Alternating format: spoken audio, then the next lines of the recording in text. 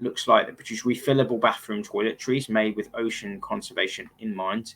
In partnership with the Plastic Bank, every bottle sold funds the removal of 1 kilogram of ocean-bound plastic. That's pretty amazing. With listings in Selfridges and Ocado, they're returning to crowdfund to raise funds for further production. So it looks like they've already raised before. Let's go have a quick look at the video. I'll stop it if I've got any insights or any comments as normal. At LoveOcean, we believe there's a better way to enjoy bath time. A way that's not only kind to children's skin, but also the precious oceans that play such an important part of the world they'll grow up in. I'm Gabby, founder of LoveOcean, busy mum, and if no surprises, a huge fan of spending time in the sea.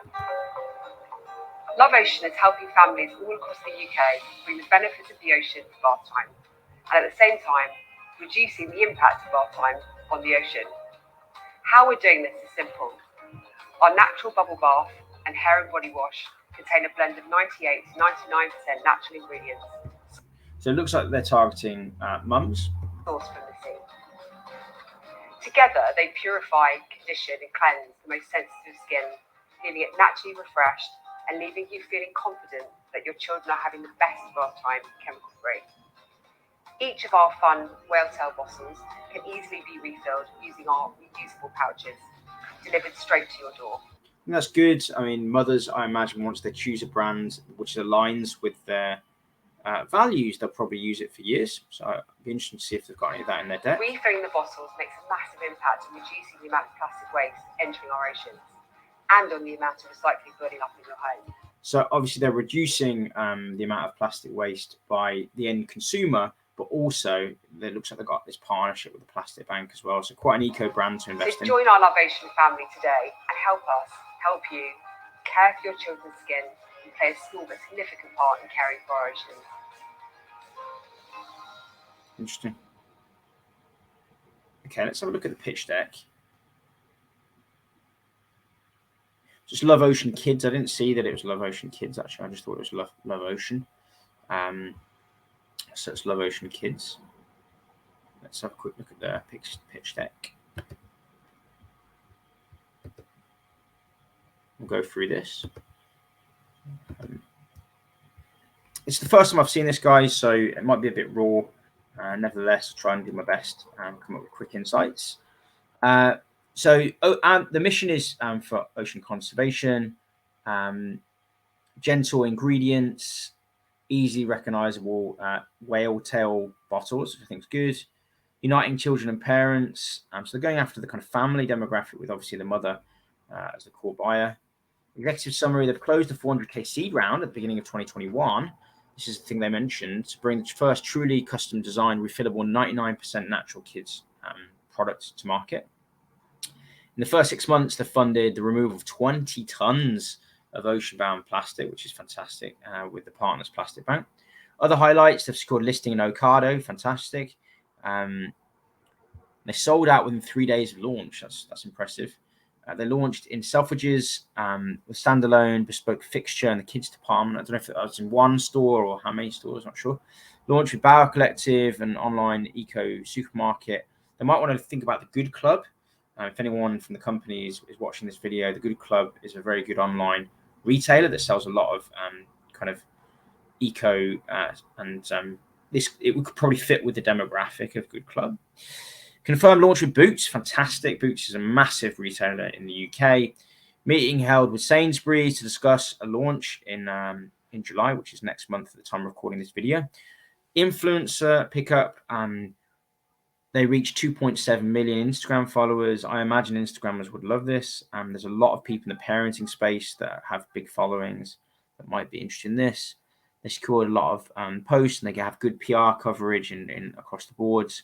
Got an organic community, 63% of Instagram followers and an increase of 52% in Facebook following since launch. We've got some additional funding, bridge funding for investment in marketing.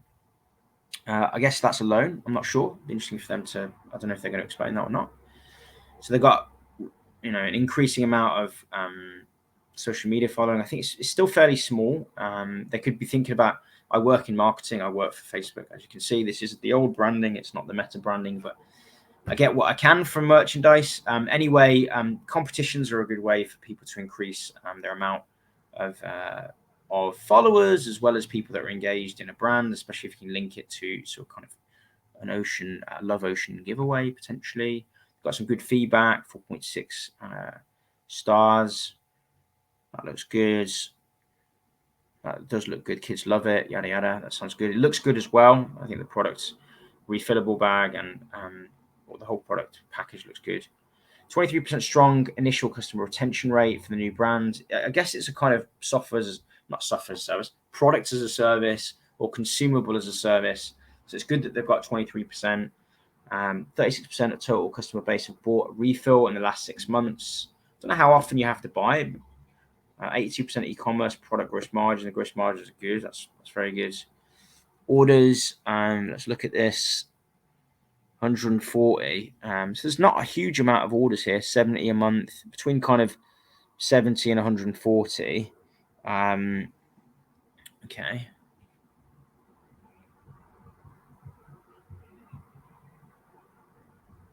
So they've reduced the CPA. It's cost per acquisition. It's a marketing metric. Targeting average CPA in 3 years at £12. It's still quite a high CPA. I think they probably need to look at marketing there, because that's probably quite high, I think, for a CPA. There's a 3x return on their cost lifetime value. So I assume lifetime value is £36, I'd imagine. Got a scalable platform, Google Shopping, strong social cut through.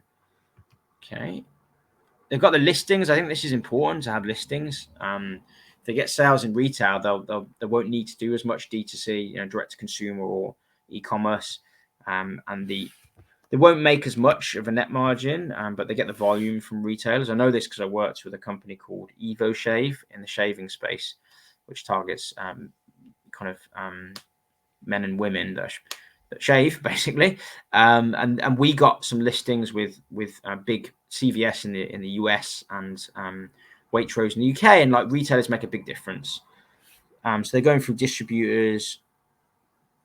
So there's a category manager at Ocado, and they're saying that LoveOcean Kids is the new rising star. That's a good quote to have. So working with the plastic bank, and they've got some conservation work with WDC, the certified B Corp. That's all good. Growth plan. So they're going with e-commerce, and now we're looking at retail. I think that's good. If they can crack retail, it could go very well. They have had somewhat low order volume at the moment, but they're a new brand, so that's kind of understandable. They're doing a production run in the Q3, addition of new SKUs. They're going to put some into PR. They really need to be working with parenting bloggers and people like that to try and ship more interest. They're going to know with another product launch in Q4. Wonder what that product's going to be. Here they've got some financials. So EBITDA was a loss of 211,000 to last year. I guess they're investing. Annual growth rate 557. So they're 5x their net sales to 122. Cost of sales 86. Marketing's 83k. Is that? 83k. Okay. SG&A, okay. EBITDA is going down. The losses are going down. They're expecting sales to go up to 900k.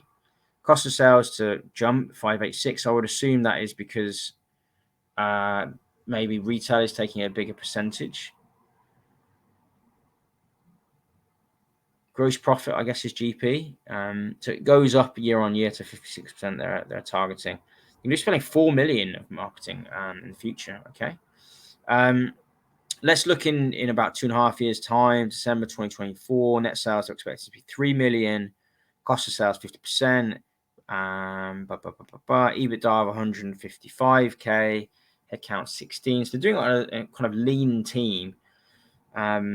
Revenue by sales channels is good to see. That retail will be, they're betting on retail basically, which makes complete sense. If they can crack retail, then they've cracked everything.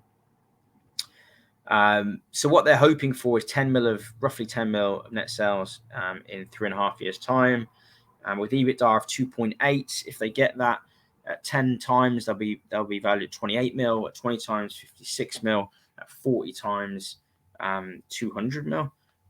So let's have a look at what they're currently valued at. I'll stop sharing here. Oh, wait a minute. Sorry. My bad. That wasn't the whole of the deck. Oopsies. First time I've ever done that. Where are we? Sorry. I'm getting ahead of myself here. Apologies, folks. Let's go back to the financials. I always think it stops at the financials. Obviously, it doesn't. Obviously, it doesn't. Present modes. But anyway, if it goes well, they could be valued at 56 mil. I think they said they were 3.5. So that's about 15x roughly. On the positive side, if it doesn't go well, then it'd be less than that. They don't need a big team, which is good. You know, the fact that they're getting into retail, I think that's really interesting because you don't need a big team to scale in retail. But what you do need to get retail sales is you do need to crack marketing a little bit. You have to get, you know, it's important to build a database. It's important to build a following. Right, investment raise of 150K was EIS based on 3.5 mil. Stock and CapEx 50K, staff and other expenses 50K, acquisition and brand marketing 50K. I think they really need to be thinking about, competitions and lower cost advertising. Maybe they could be thinking about buy one get one free or something. Anyway, cap table, which is good to put in a cap table. I guess this is ownership: 61% founder, 12% founder teams. They got 73% of them. SES investors 22, option pool 5%. So I guess the founder team will go up to 8% if they hit all their targets. This is all good. There's disclaimers in here. It's the first time I've seen a disclaimer. That's good. I'm not going to read all this, to be honest, because it's going to take a while to read. But feel free to read this. I think it's important to read it.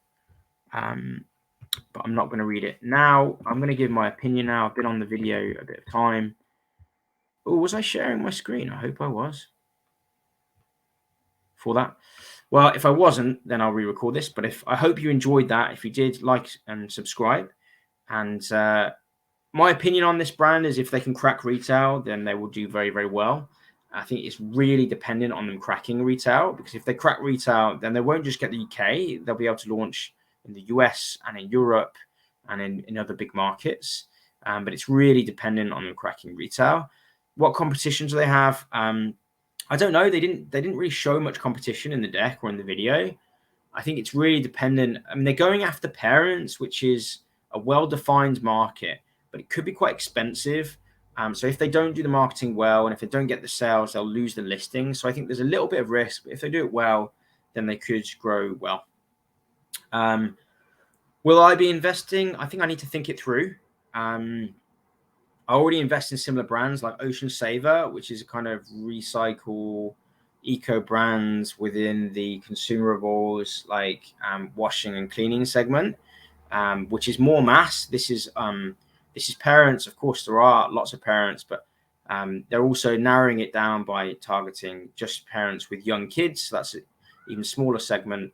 I think it's really going to be dependent on their retail sales. I think they could do well. I haven't made a full decision, but I hope my analysis has been helpful for you guys. Remember to like and subscribe. Remember, knowledge is power, especially what kind of knowledge and progress is everything. I'll see you guys in the next video. Take care.